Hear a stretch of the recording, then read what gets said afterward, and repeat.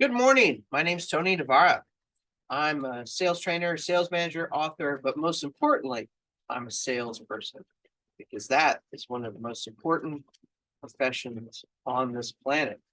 Today, I want to talk about the book Choice Words by Peter H. Johnston. Now, this book has been around for a while. It's about 20 years old. It's not aimed at salespeople, though I think that there's a lot of lessons that can be taken from this book and applied in a sales circumstance.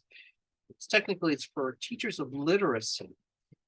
And the reason I think this book is so important is because there's a lot of unconscious processes that occur during a sales conversation or a sales situation. I would like to bring those processes into the conscious realm so that then you can start to play around with them. You can, dial some things up, dial some things down, see how they affect the sales situation, how they affect a particular customer, and see if you can make the sale. There's two things that really struck me about this book. And the first one is, how do you train conversation partner? So when a baby is young, they're pre-verbal, they're making noises, they're not words quite yet. And a lot of parents, when they're interacting with their child, what they'll do is that they will respond to the child as if they had said something, as if there was something intelligible said. And this teaches the child how to the give and take of a conversation, sort of the ebb and flow of how we do things around here.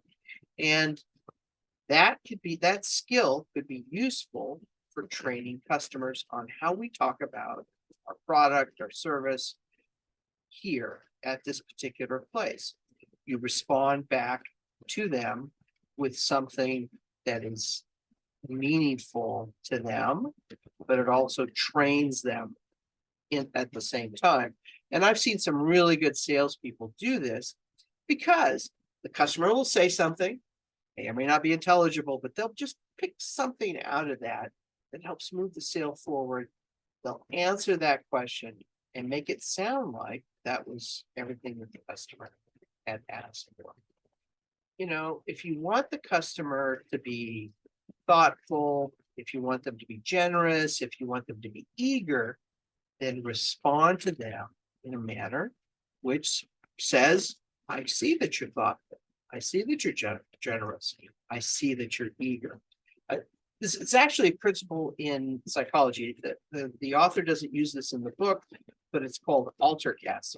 And I recommend that you look it up on Wikipedia or something like that.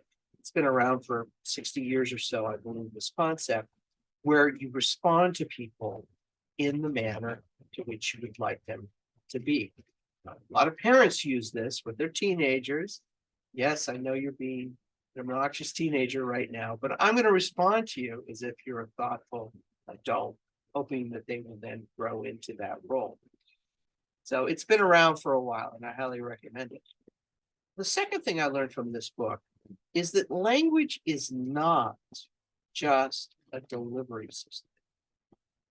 Conversations, language use, all happen within a context.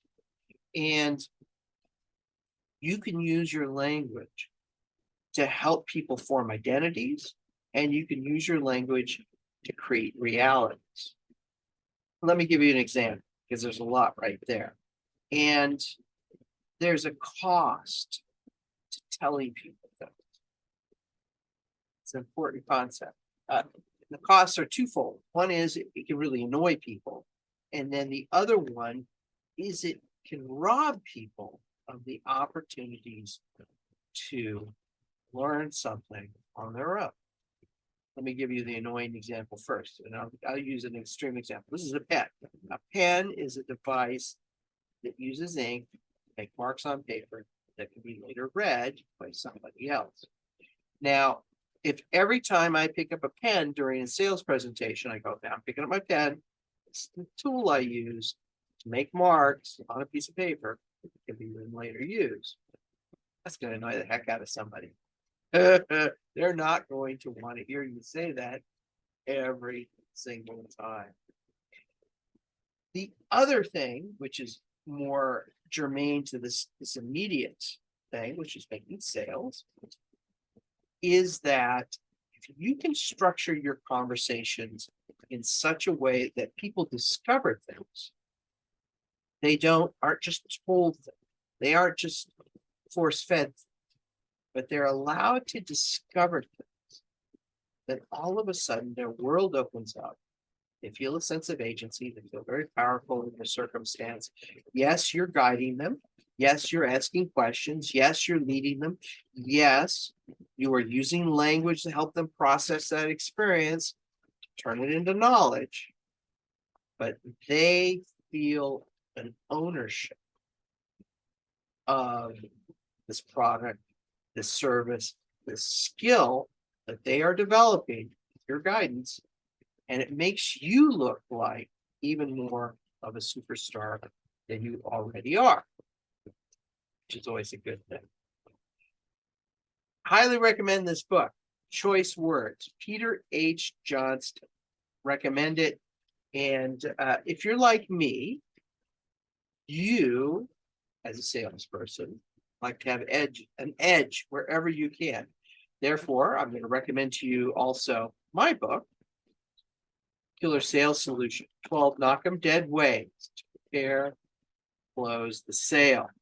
This will help you make more sales in a more efficient way.